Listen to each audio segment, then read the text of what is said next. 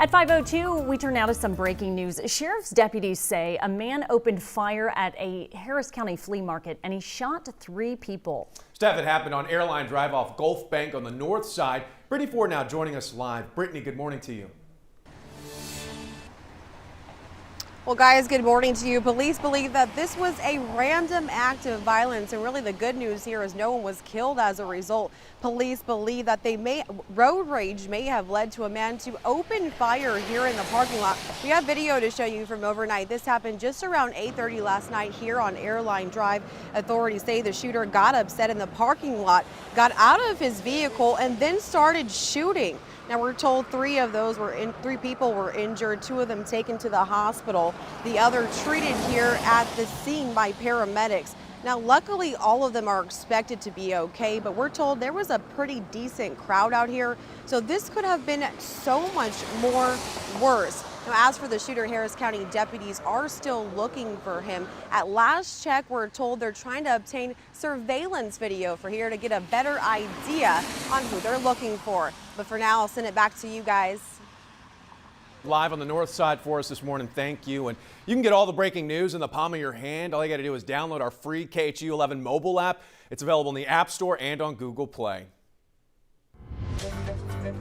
Now to the deadly condo collapse in South Florida. A lot of you are keeping close tabs on, Steph, and the death toll. It has been climbing, and families are just desperate to know what has happened to their loved ones. It's just heartbreaking for everybody involved in this situation, watching and waiting for updates from that scene. This morning, search and rescue crews from around the world are there to help, and that includes teams from Israel and Mexico that arrived over the weekend. They've faced a daunting task, including fires burning deep within that rubble that paused search efforts. Rescuers say the operation is especially difficult because of how the building fell. When there's an earthquake, the buildings move side to side, so when they fall, there's holes that the rescuers can come in, and this was kind of like an implosion, which made the building flat.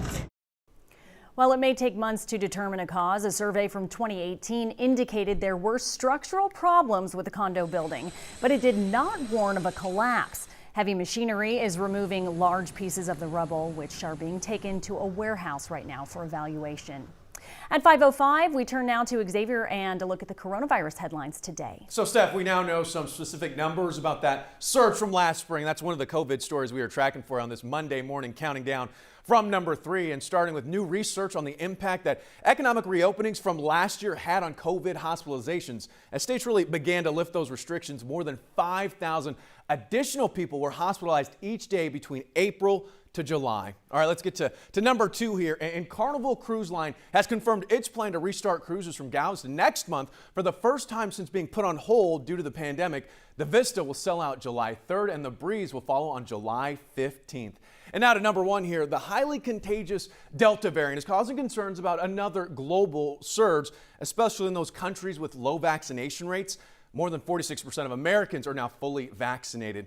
And experts say we really need to get that number higher and higher. So if you or someone you know needs information on the vaccine, we're here to help. Just text that word vaccine to 713-526-1111. We'll send you back a link with more information. And Steph, at 5:06, now to an apology just decades after a tragedy right here in Houston. That's right. HPD held a ceremony this weekend for the family of Joe Campos Torres. He was a 23-year-old Vietnam veteran who was killed by several HPD officers 44 years ago. I'm going to apologize today, and that's what I came here for. Joe Campos Torres was beaten by officers while in handcuffs, then thrown into Buffalo Bayou. That case led to the infamous Moody riots and eventually widespread reforms within the Houston Police Department. Law enforcement had their hands full over the weekend. 1 person was killed and 3 hospitalized after a fight in North Houston ended in gunfire. Deputies say 2 parents died in an apparent murder-suicide on Palo Verde in northeast Harris County. A person was shot at a McDonald's drive-thru on South Post Oak, and a woman was shot in a possible act of road rage on Highway 288. The last 2 victims are expected to survive. The Harris County Sheriff's Office responded to the possible drowning of a child. It happened last night at the retreat at Cypress Station Apartments. No word on the age of that child or their current condition. the president's going to honor his word, and we're going to hope that they're going to honor their word. Lawmakers from both parties are skeptical whether a $1.2 trillion infrastructure compromise will make it to the president's desk.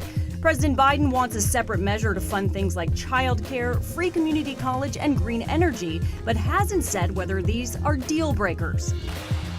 The Houston Food Bank is celebrating Pride Month today and encouraging volunteers to wear Pride rainbow gear for the occasion. Shifts at the food bank begin at 8 a.m. You can register online at the food bank's website.